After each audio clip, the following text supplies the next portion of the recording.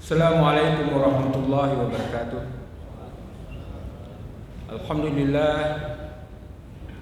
Alhamdulillahilladzi ja'ala syahrul Ramadan sayyidus syuhur wa farada 'alaina siyam fi syahril Ramadan wa anzala fil Qur'ani hudan lin-nasi wa bayyinatin minal huda wal furqan. Wassalatu wassalamu ala asyrafil anbiya wal mursalin sayyidina Muhammadin wa ala alihi wa sahbihi ajma'in. Amma ba'd. Qala Allah Ta'ala fi kitabil karim, a'udzu billahi minasyaitonir rajim. Bismillahirrahmanirrahim.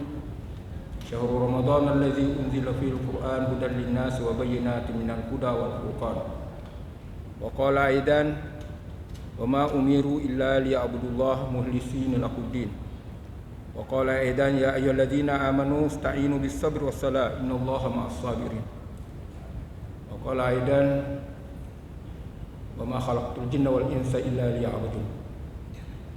Masyarah hadirin jamaah subuh Masjid Baitul Mukminin rahimakumullah. Alhamdulillah kita telah memasuki malam ke-27. Salah satu sebabnya Ramadan itu disebut sebagai Sayyidus Syuhur, selain yang saya kemukakan tadi malam, karena ada Lailatul Qadar, antara lain juga adalah karena pada bulan Ramadan diturunkannya Al-Quran.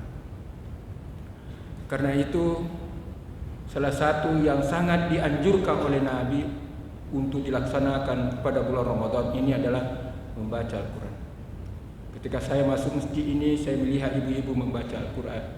Saya melihat bapak-bapak membaca Al-Quran. Al-Quran itu disebut sebagai kitab suci. Kenapa Al-Quran disebut kitab suci? Karena semua agama punya kitab suci. Ada Injil, ada Taurat, ada Weda, ada Tripitaka, ada Sushiwijung.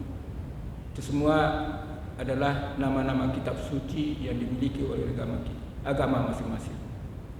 Umat Islam, kitab sucinya adalah Al-Quran. Selain nama Al-Quran Karim, dinamai juga Al-Kitab, Asy-Syifa, kemudian Al-Huda, dan banyak lagi nama-nama Al-Quran. Al-Quran disebut sebagai kitab suci paling tidak ada dua alasannya. Pertama, suatu kitab disebut suci kalau isinya tidak bertentangan dengan fitrah manusia. Fitrah manusia itu adalah makan dan minum. Karena itu kita diperintahkan puasa hanya mulai terbit fajar sampai berkumandangnya azan maghrib. Kita dilarang puasa terus menerus, karena itu tidak sesuai dengan fitrah manusia, di mana fitrah manusia itu adalah makan dan minum. Yang kedua, suatu kitab disebut suci kalau isinya tidak saling bertentangan. Al-Quran mulai ayat pertama sampai An-Nas itu mengesahkan Allah. Qul huwallahu ahad. Tidak ada isi Al-Quran yang mengatakan kita punya Tuhan selain Allah. Oleh karena itu Al-Quran disebut sebagai kitab suci karena tidak bertentangan satu sama lainnya. Meskipun Al-Quran adalah kitab suci, tapi tidak semua umat menerima Al-Quran secara penuh. Paling tidak terbagi kepada 3 golongan. Ada yang menolak Al-Quran sepenuhnya. Yang kedua, ada yang menerima Al-Quran setengah-setengah. Kalau menguntungkan baginya, dia terima. Tapi kalau merugikan baginya, tidak diterima. Yang terakhir, kita semua ada di situ mudah-mudahan, yaitu menerima Al-Quran secara kafah, melaksanakan apa yang diperintahkan Al-Quran dan menjauhi apa yang dilarang oleh Al-Quran. Itulah bentuk ketaatan kita kepada Allah, menerima Al-Quran sepenuhnya. Karena itu turunnya Al-Quran sebenarnya 2 tahap. Al-Quran turun dari Lauhul Mahfuz ke Baitul Izzah. Itulah yang sekaligus semuanya ada di situ. Jadi Al-Quran sudah ada di semua di Baitul Izzah. Kemudian yang turun beransur-ansur dimulai dari surah Al-Iqra itu, surah Al-Alaq, itulah yang pertama turun pada Nabi pada usia Nabi 41 tahun atau tanggal 17 Ramadan 610 Masehi. Sejatinya bertambah lagi. Kalau menurut saya harus ada turunnya Al-Quran itu dari Nabi kepada kita umatnya. Jadi kata turun menurut Quraisy Shihab bukan turun dari bawah ke atas, tetapi ditampakkan kepada kita dan membacanya. Itulah yang dimaksud turun kepada manusia selain kepada Nabi. Masyarul hadirin. Itu yang pertama mengenai ketaatan kita kepada Allah Subhanahu wa taala. Yang kedua adalah ikhlas. Ikhlas itu adalah sunyi, tidak terlihat. Tapi Allah tahu siapa yang ikhlas dan siapa yang tidak ikhlas. Dan siapa hanya ingin dipuji oleh manusia. Oleh karena itu, jangan pernah kita berkata itu orang ikhlas. Orang itu sangat ikhlas. Jangan pernah kita berkata begitu. Atau sebaliknya kita berkata orang itu tidak ikhlas. Jangan pernah, karena itu adalah rahasia Allah terhadap manusia sendiri. Begitu pula kesabaran. Sabar itu bukan berarti diam. Sabar adalah kekuatan untuk tetap taat, tetap menahan diri dari dosa, dan tetap kuat ketika ujian datang. Sabar bukan hanya ketika sakit atau tertimpa musibah, tetapi juga sabar dalam ketaatan, sabar menjauhi dosa, dan sabar menghadapi ujian hidup. Kadang kita menganggap sabar itu ketika kita mendapat ujian, padahal kita juga sabar ketika kita melaksanakan ketaatan. Misalnya, Bapak mulai tadi malam tinggal di sini, sabar mentaati Allah. Bukan karena mendapat musibah, tidak. Taat karena mentaati seluruh ajaran Allah. Karena itu tidak mudah orang yang mau mengaji, duduk, kadang terkantuk-kantuk. Itu apa itu Pak? Sabar. Untuk apa? Mentaati ajaran Allah. Saya pulang dari Jakarta 2021. Saya kaget ketika melihat banyak sekali lembaga-lembaga tahfizul Quran di Makassar. Dulu ketika saya tahun 80-an dari Sumatera merantau ke sini, saya yang tahu tempat pengajian dan menghafal Al-Quran Makassar terkenal itu hanya di Masjid Taqwa.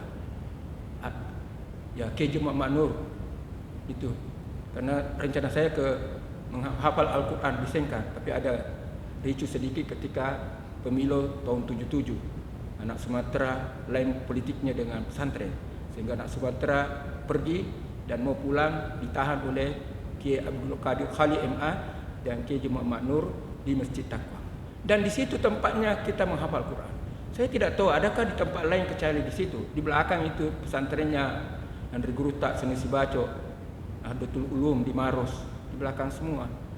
Ya, dulu itu ada namanya Radio Ikhwan, ya, itu yang sering pengajian siapa itu yang agak keras ya.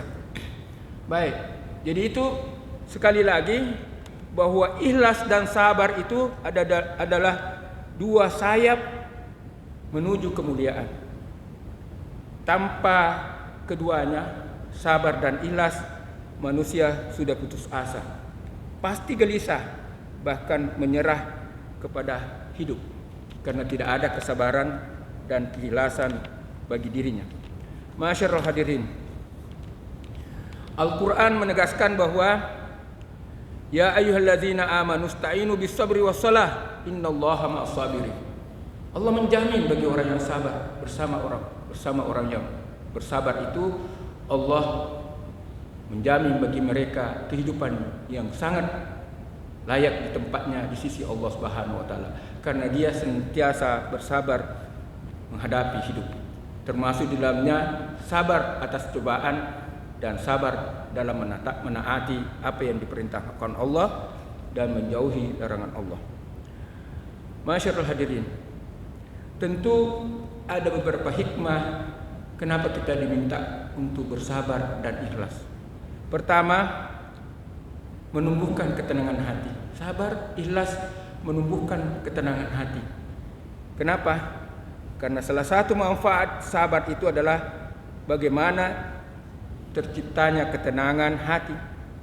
Orang yang sabar dan ikhlas tidak mudah terpancing oleh hal-hal yang berkaitan dengan keduniaan. Demikian pula orang-orang yang ikhlas tidak terbebani dengan hal-hal yang bersifat duniawi. Ketika keduanya sabar dan ikhlas menyatu dalam diri manusia, maka hati menjadi damai karena tidak ada lagi rasa penyesalan dan kekhawatiran yang berlebihan terhadap hasil yang dapat diperoleh. Karena kenapa? Karena tenang hatinya. Yang kedua, sabar dan ikhlas membuat kita semakin dekat kepada Allah Subhanahu wa taala. Manfaat sabar dan ikhlas dalam kehidupan berikutnya adalah semakin dekat kepada Allah Subhanahu wa taala. Orang yang sabar akan senantiasa berdoa dan memohon pertolongan kepada Allah Subhanahu wa taala.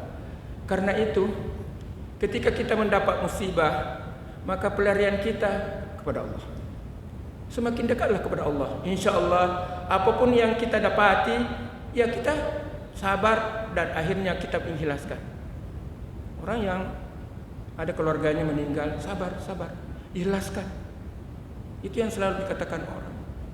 Karena itu tadi semakin mendekatkan diri kepada Allah Subhanahu wa taala. Yang ketiga adalah membuat kepribadian semakin tangguh. Jadi manfaat sabar dan ikhlas dalam kehidupan juga tampak dalam pembentukan karakter yang kuat dan tangguh. Tentu. Karena tidak ada lagi sandarannya selain kepada Allah. Maka semakin tangguh hidupnya dalam kehidupan menjalani kehidupan di dunia ini dalam rangka mencapai apa yang disebut dengan kebahagiaan baik di dunia maupun di akhirat. Yang keempat adalah manfaat sabar menghapus dosa dan meningkatkan derajat. Jadi orang yang ikhlas kemudian sabar, maka setiap kesulitan yang dihadapi dengan sabar itu dan ikhlas itu akan menghapus dosa dan meninggikan derajatnya. Karena Rasulullah SAW pernah bersabda, tidaklah seorang muslim yang tertimpa musibah lalu kelelahan, kesedihan, kesakitan hingga memasukkannya ke dalam surga Allah Subhanahu wa taala karena berkah kesabaran dan keikhlasannya. Yang kelima adalah meningkatkan kualitas hubungan sosial. Sabar dan ikhlas. Kalau dia tidak sabar, terputuslah hubungannya dengan sesama karena merasa tersinggung, merasa terzalimi. Tapi kalau kita sabar dan memaafkan, ikhlas memaafkan kesalahan orang itu, maka kita menjadi semakin hubungan sosial kita semakin baik. Silaturahmi tidak terputus hanya persoalan-persoalan kecil. Yang terakhir adalah pembuka pintu rezeki dan keberkahan.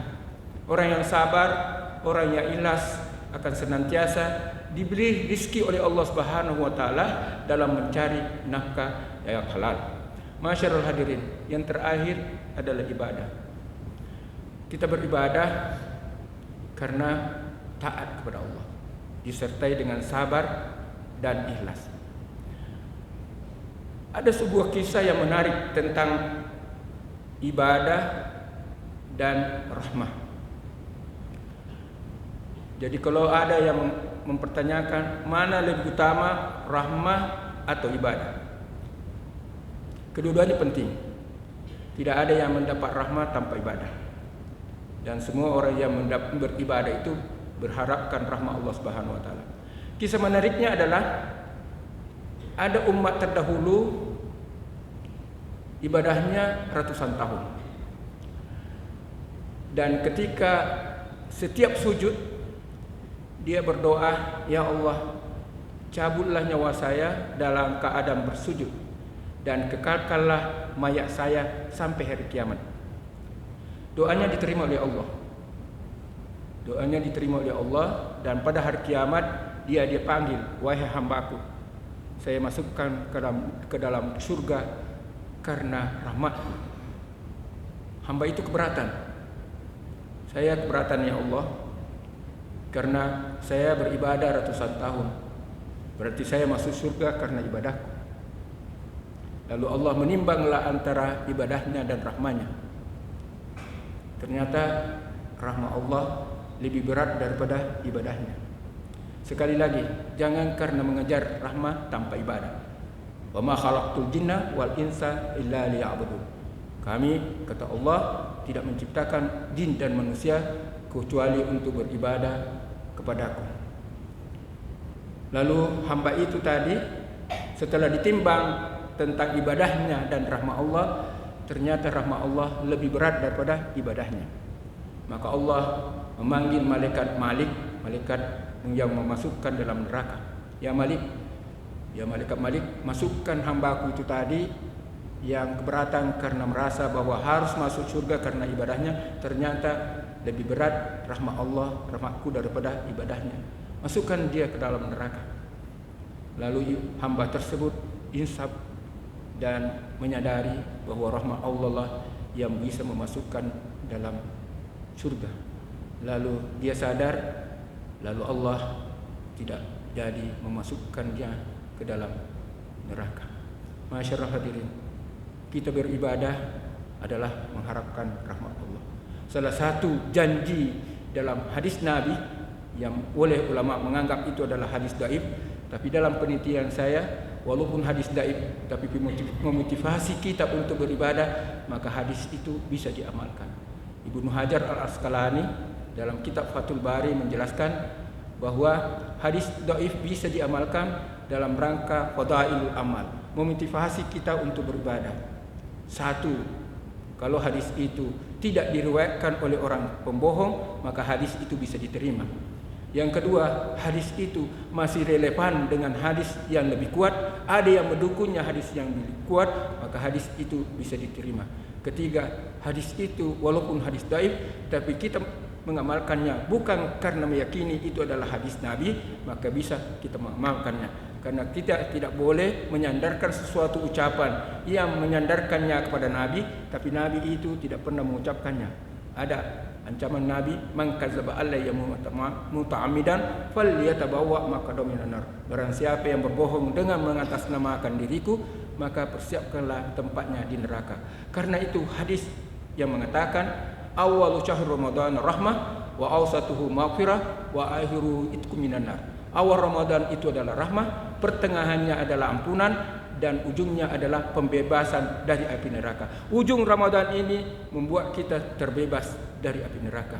Insya Allah, semoga kita semua mendapatkan rahmah, kemudian maghfirah dan itqu minan nar, kemasukan kita ke dalam neraka. Ada hadis Nabi, hadis sahih, bahwa apabila masuk bulan Ramadan, pintu surga dibuka, pintu neraka ditutup, dan syaitan dibelenggu. Andri Guta Pak Sanusi Baco ketika saya diajar di Masjid Taqwa mengatakan bahwa walaupun bulan Ramadan, kalau tidak puasa tetap Anda menjadi setan. Anda yang membuat setan. Kenapa bulan Ramadan itu dianggap pintu surga tertutup? Tidak ada kesempatan kita berbuat jahat bagi orang yang berpuasa. Enggak ada kesempatan. Pagi, subuh, siang berpuasa, malam, tarawih, kapan waktunya berbuat jahat? Tidak ada waktunya. Tapi kalaupun Anda Muslim tapi tidak berpuasa, tetap Anda menjadi setan. Paling tidak untuk dirinya, boleh jadi juga mempengaruhi orang lain. Karena itu hadis itu sangat kuat dan selalu disampaikan oleh mubalik pada bulan Ramadan. Karena itu tepat sekali. Kita semua ini adalah penghuni surga. Kita sudah membelenggu setan mulai tadi sampai seterusnya, sampai awal Ramadan sampai seterusnya. Karena itu kita dijamin oleh Allah bagi orang yang melaksanakan puasa sampai akhir dan mendapatkan Lailatul Qadar, ditentukan kadarnya apakah masih sempat nanti tahun 1448 Hijriah 2027 kita masih dapat melaksanakan ibadah Ramadan. Kalaupun tidak, kita jadikan Ramadan ini seterusnya menjadi Ramadan sampai Ramadan yang akan datang. Yang selama ini kita membaca Al-Quran, tetap kita membaca Al-Quran. Saya yang meresmikan pertama One Day One Juz di Istiqlal. Waktu itu Pak Menteri Agama Muhammadiyah Amin Dirjen Bimas Islam tolong wakili saya untuk meluncing pertama di Indonesia namanya One Day One Juz, dan menjadi viral karena anak-anak dari Jawa itu naik kereta api, menyewa gebung satu gebung, dan dia membaca Al-Quran. Orang kaget semua dan menjadi viral bahwa anak-anak itu melatih diri untuk One Day One Juz. Satu hari satu juz. Satu hari satu juz. Berarti satu bulan adalah satu Al-Quran, satu surah, satu Al-Quran Karim. Masyaallah hadirin yang berbahagia, terima kasih semua pengurus masjid yang tetap di masjid, karena ada juga pengurus masjid yang tidak di masjid. Banyak pengurus masjid, namanya pengurus masjid tapi tidak di masjid. Ya, mudah-mudahan kita bisa bertemu lagi tahun 1447 48 Hijriah 2027. Saya mau menangis. Ramadan akan meninggalkan kita. Nabi itu menangis kalau Ramadan sudah mau meninggalkan. Kenapa? Boleh jadi silaturahmi kita begini, ya banyaknya di bulan Ramadan, karena kita semua pada masa sibuk. Jadi sekali lagi, apa yang menjadi amal kita di bulan Ramadan, lanjutkan pasca Ramadan. Ya. Jadi ada namanya muhasabah, mujahadah, kemudian muraqabah, bersungguh-sungguh mendekatkan diri kepada Allah Subhanahu wa taala. Semoga kita diambil nyawa kita dalam keadaan kita taqarrub kepada Allah Subhanahu wa taala. Terima kasih. Wallahu muwaffiq ila aqwamit thariq. Assalamualaikum warahmatullahi wabarakatuh. Oh ya. A'udzubillahi minasyaitonir rajim. Bismillahirrahmanirrahim. Alhamdulillahirabbil alamin hamdan syakirin hamdan na'imin hamdan yuwafi ni'amahu wa yukafi majidah. Ya Rabbana lakal hamdu wa lakal syukru ma bi jalali wajhika wa karim azim sultanik. Allahumma inna nas'alukal jannah. Allahumma inna nas'alukal jannah. Allahumma inna nas'alukal jannah. Allahumma inna nas'alukal jannah wa na'udzubika min sakhatika wan nar. Allahumma inna nas'aluka salamatan fid din wa afiyatan fil jasad wa ziyadatan fil ilmi wa barakatan fil rizqi wa tawbatan qabla al-maut wa rahmatan indal maut. Rabbana atina min ladunka rahmah wa hayyi lana min amrina rashada. Rabbana hab lana min azwajina wa dhurriyyatina qurrata a'yun waj'alna lil muttaqina imama. Rabbana atina fid dunya hasanah wa fil akhirati hasanah wa qina adzabannar.